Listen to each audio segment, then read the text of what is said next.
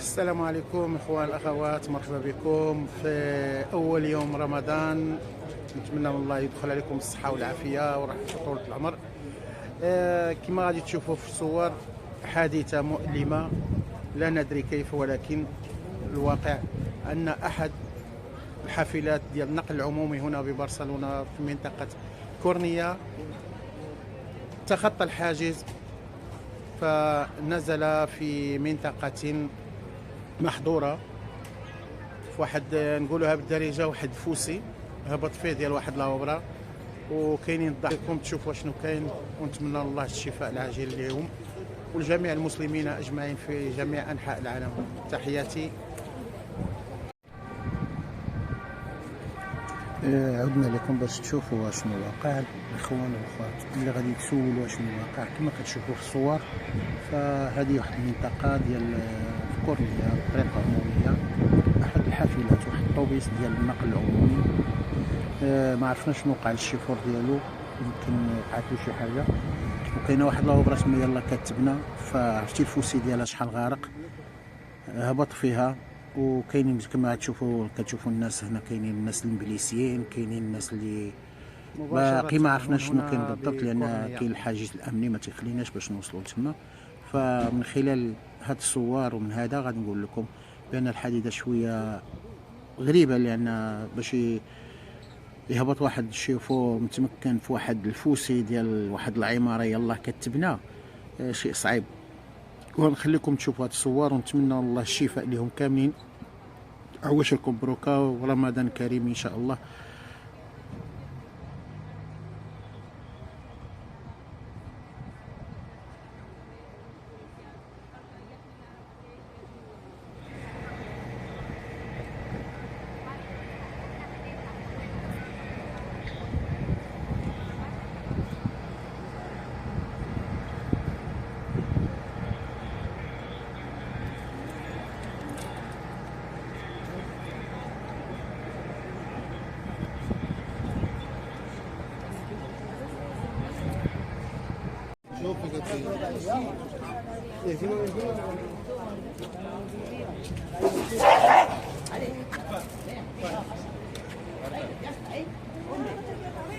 Tú para que te pegas y no tiene que luego tu cachorro.